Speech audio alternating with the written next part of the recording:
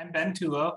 I'm an associate professor of geoscience or geology here at the University of Calgary in Alberta in Western Canada. So we're in the foothills of the Rocky Mountains. So what does a professor of geology do all day? And the hint is we don't just teach classes. So we spend actually fairly small amounts of time teaching classes. Usually I teach about 3 classes a year, and those are just during the semesters. And so right now I'm not teaching at all. I'm doing research. And so that's what I want to talk about today. Was early Mars warm and wet? And if so, why is it now cold and dry? So the greenhouse effect, we can't live with it, right? We can't live with it increasing. What's happening right now with us emitting CO2 to the atmosphere and increasing global temperatures, well, we also can't live without it. Obviously, present day Mars isn't particularly habitable because it doesn't have a strong greenhouse effect.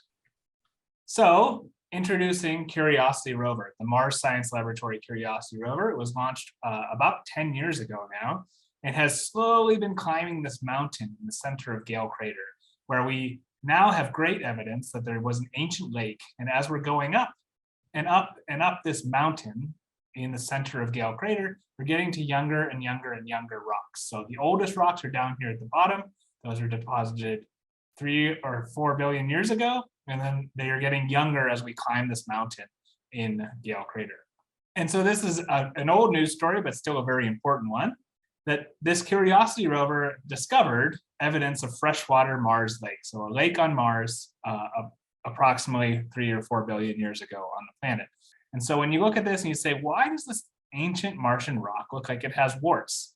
So perhaps we have a hypothesis here. Could we actually have rocks on Mars that would have generated gas bubbles that would have then eventually led to warts? And so, or those wart-looking formations on that rock.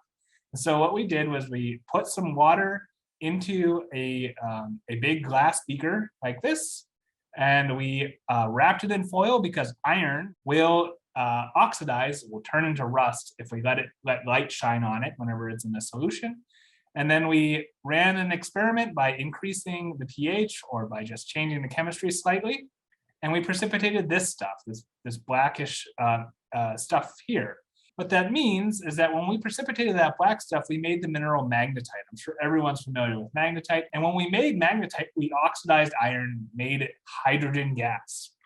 If that's the case, then we know that ancient Martian materials could have easily made hydrogen gas on the ancient planet. So whenever we interact rocks on Mars with fresh water, which we know is in Gale Crater based on the evidence from Curiosity rover, we can easily make hydrogen gas. So magnetite formation in lakes all around Mars could have made or would have made an ancient greenhouse. And so this is just showing that. So this is just we put the results of our models, we took that chemistry and we fit some equations to it so that we could describe that chemistry in a way that was applicable to Mars.